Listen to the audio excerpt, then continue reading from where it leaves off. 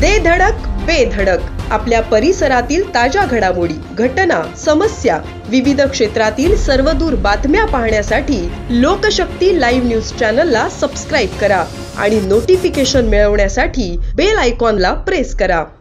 मावळमधील तिहेरी हत्याकांडातील पीडिता समरी नेवलकर हिचा कळंबोली येथील अमर रुग्णालयामध्ये गर्भपात झाल्यानंतर 8 जुलैला मृत्यू झाल्याने अमर रुग्णालयाचा वैद्यकीय सेवेतील निष्काळजीपणा पुन्हा एकदा चर्चेत आला आहे। अमर रुग्णालयाची वैद्यकीय सेवा संशयाच्या भोवऱ्यात येण्याची ही पहिलीच वेळ नाही। दुसऱ्या एका प्रकरणात फेब्रुवारी महिन्यात अमर रुग्णालयातच एका महिलेचा प्रसूती दरम्यान मृत्यू झाला होता। त्यानंतर वादग्रस्त ठरलेल्या अमर रुग्णालयावर वैद्यकीय निष्काळजीपणाचा ठपका ठेवण्यात आला आणि एकही नवीन रुग्ण रुग्णालयात दाखल करू नये अशा सूचनेची नोटीस रुग्णालयाला बजावण्यात आली।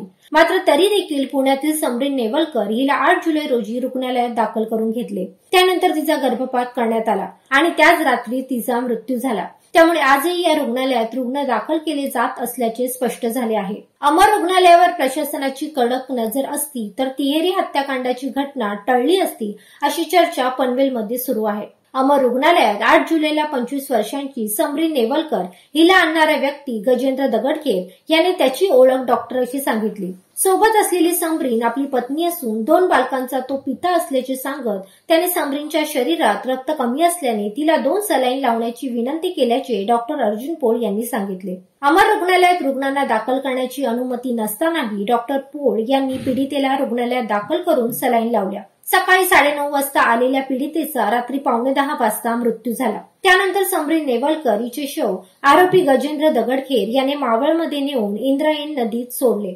तसेच तिच्या 2 मुलांना देखील त्याने जिवंत नदीत फेकून देत अमानुषपणे तिहेरी हत्याकांड केले होते। दरम्यान शरीरात रक्त कमी आणि अशक्तपणामुळे समरीनचा मृत्यू झाल्याचे डॉक्टर पोळ यांनी दिलेल्या मृत्यू दाखल्यात म्हटले आहे। मृतदेह ताब्यात देताना डॉक्टर पोळ यांनी शवविच्छेदनासाठी स्थानिक पोलिसांना कळवले नाही। पीडितेच्या शरीरात रक्त कमी असल्याने ती अशक्त होती, मात्र रक्तप्रमाण किती याची तपासणी केली नाही। 69 वर्षांचे डॉक्टर अर्जुन पोळ यांना सरकारी कामाची सर्व पद्धती माहिती असतानाही त्यांनी पीडितेच्या मृत्यूनंतर स्थानिक पोलिसांना न कळवल्याने अमर रुग्णालयासहित डॉक्टर अर्जुन पोळ यांच्याही अडचणी आता वाढल्या आहेत।